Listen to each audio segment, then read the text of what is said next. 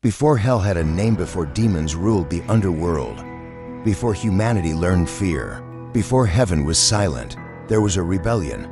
Ancient texts do not call them monsters. They call them watchers, angels tasked not to rule humanity, but to observe it. And that was where the law was broken. The watchers, angels of observation. The earliest accounts appear in the Book of Enoch.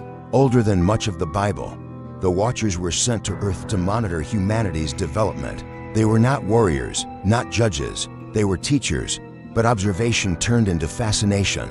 Fascination turned into desire, and desire became defiance. The first transgression. Watchers did not fall because they hated God. They fell because they loved humanity. They taught forbidden knowledge, astronomy, metallurgy, weapons, medicine, writing, secrets of the heavens, knowledge humanity was not meant to receive.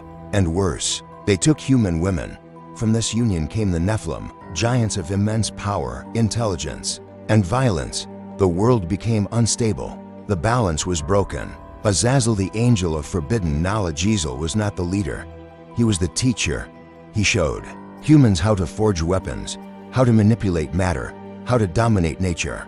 According to ancient texts, it was Azazel who accelerated humanity's fall, not through evil, but through premature enlightenment, and the heavens took notice. Semyaza, the one who led the oath. Semyaza was the watcher who led the pact. 200 angels swore an oath on Mount Hermon to descend together, to break the law together, so none could turn back. This was not chaos, it was organized rebellion. The war in heaven. The response was not mercy, it was containment. Archangels were dispatched: Michael, Gabriel, Raphael, Uriel. Their task was not to destroy the watchers, it was to remove their influence. The Nephilim were wiped out. The earth was cleansed, and the flood followed, not to punish humans, but to erase the consequences of angelic interference. The fall, not into hell, but into limbo. Fallen angels were not sent to hell as later theology claims. They were bound, imprisoned in regions described as the abyss, Tartarus, the pit, the great darkness, places outside time, not below it. Their punishment was not fire, it was in activity. The birth of Dimension. The Nephilim died, their bodies perished, but their spirits did not. Ancient texts describe them becoming disembodied entities. The first demons, restless, envious, unable to incarnate. This is why demons seek possession.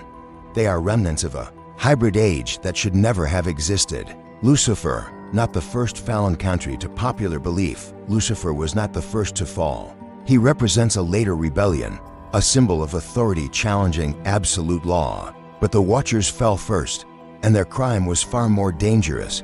They made humans equal to gods. Why the story was suppressed. The Book of Enoch was removed from most religious canons. Why? Because it changes everything. It suggests evil did not originate with humans. Knowledge can be dangerous. Angels are not infallible, and heaven is governed by law, not moral. This story does not support blind obedience. It supports cosmic order. The final warning: fallen angels were not monsters. They were too compassionate.